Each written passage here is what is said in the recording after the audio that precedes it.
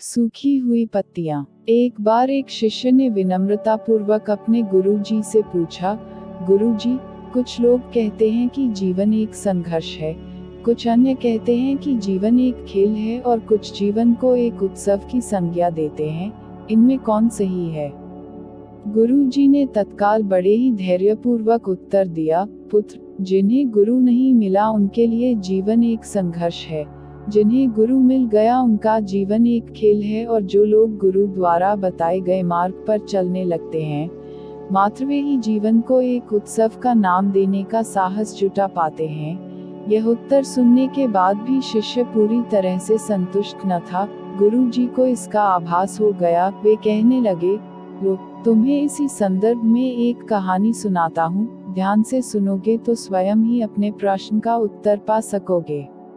उन्होंने जो कहानी सुनाई वह इस प्रकार थी। एक बार की बात है कि किसी गुरुकुल में 3 शिष्यों ने अपना अध्ययन संपूर्ण करने पर अपने गुरुजी से यह बताने के लिए विनती की कि उन्हें गुरुदक्षिणा में उनसे क्या चाहिए। गुरुजी पहले तो मंद मंद मुस्कुराए और फिर बड़े स्नेहपूर्वक कहने लगे, मुझे तुमसे गुरुदक्षिणा में एक थैला भर के सूखी पत्तियां चाहिए, ला सकोगे? वे तीनों मन ही मन बहुत प्रसन्न हुए, क्योंकि उन्हें लगा कि वे बड़ी आसानी से अपने गुरु जी की इच्छा पूरी कर सकेंगे। सूखी पत्तियां तो जंगल में सर्वत्र बिखरी ही रहती हैं। वे उत्साहपूर्वक एक ही स्वर में बोले, जी गुरु जी, जैसी आपकी आज्ञा। अब वे तीनों शिष्य चलते चलते एक समीपस्थ जंगल में पहुंच चुके थे, लेकिन यह देखकर कि वहां पर तो सूखी पत्तियां केवल एक मुट्ठी भर ही थीं, उनके आश्चर्य का ठिकाना न रहा। वे सोच में पड़ गए कि आखिर जंगल से कौन सूखी पत्तियां उठाकर ले गया होगा। इतने में ही उन्हें दूर से आता हुआ कोई किसान दिखाई दिया। वे उसके पास पहुंचकर उससे विनम्रतापूर्वक याचना करने लगे कि वह उन्हें केवल एक थैला भर सूखी पत्तियां दे दे। अब उस किसान ने उनसे क्षमा याचना करते हुए उन्हें यह बताया कि वह उनकी मदद नहीं कर सकता, क्योंकि उसने सूखी पत्तियों का ईंधन के रूप में पहले ही उपयोग कर लिया था। अब वे तीनों पास में ही बसे एक गांव की ओर इस आशा से बढ़ने लगे थे कि हो सकता है वहां उस गांव में उनकी कोई सहायता कर सके।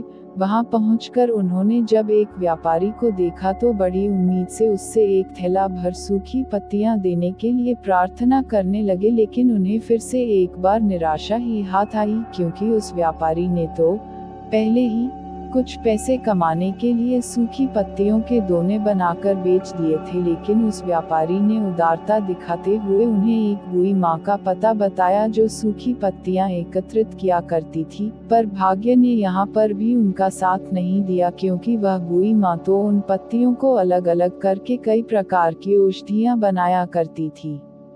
अब निराश होकर वे तीनों खाली हाथ ही गुरुकुल लौट गए। गुरुजी ने उन्हें देखते ही स्नेहपूर्वक पूछा, पुत्रों, ले आए गुरुदक्षिणा? तीनों ने सर झुका लिया। गुरुजी द्वारा दोबारा पूछे जाने पर उनमें से एक शिष्य कहने लगा, गुरुदेव, हम आपकी इच्छा पूरी नहीं कर पाए। हमने सोचा था कि सूखी पत्तियां तो जंगल में सर्वत्र बिखरी ही रहती होंगी, लेकिन बड़े ही आश्चर्य की बात है कि लोग उनका भी कितनी तरह से उपयोग करते हैं। गुरुजी फिर पहले ही की तरह मुस्कुराते हुए प्रेमपूर्वक बोले, निराश क्यों होते हो? प्रसन्न हो जाओ, और यही ज्ञान की सूखी पत्तियां भी व्यर्थ नहीं हुआ करती, बल्कि उनके भी अनेक उपयोग हुआ करते हैं। मुझे गुरुदक्षिणा के रूप में दे दो। तीनों शिष्य गुरुजी को प्रणाम करके खुशी खुशी अपने अपने घर की ओर चले गए। वह शिष्य जो गुरुजी की कहानी एकाग्रचित होकर सुन रहा था, अचानक बड़े उत्साह से बोला, गुरुजी, अब मुझे अच्छी तरह से ज्ञात हो गया है कि आप क्या कहना चाहते हैं। आपका संकेत वस्तुतः इसी ओर है, न कि जब सर्वत्र सुलभ सूखी पत्तियां भी निरर्थक या बेकार नहीं होती हैं, तो फिर हम कैसे किसी भी वस्तु या व्यक्ति को छोटा और महत्वहीन मानकर उसका तिरस्कार कर सकते हैं। चींटी से लेकर हाथी तक और सुई से लेकर तलवार तक सभी का अपना अपना महत्व होता है।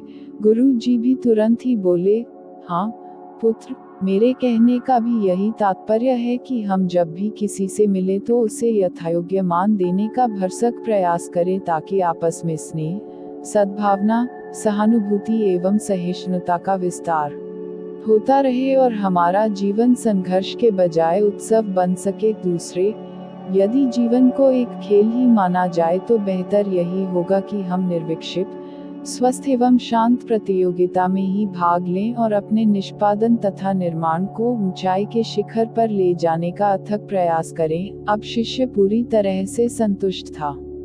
अंततः मैं यही कहना चाहती हूँ कि यदि हम मन, वचन और कर्म इन तीनों ही स्तरों पर इस कहानी का मूल्यांकन करें तो भी यह कहानी खरी ही उतरेगी। सबके प्रति पूर्वाग्रह से मुक्त मन वाला व्यक्ति अपने वचनों से कभी भी किसी को आहत करने का दुस्साहस नहीं करता और उसकी यही ऊर्जा उसके पुरुषार्थ के मार्ग की समस्त बाधाओं को हर लेती है। वस्तुतः हमारे जीवन का सबसे बड़ा उत्सव पुरुषार्थ ही होता है, ऐसा विद्वानों का मत है।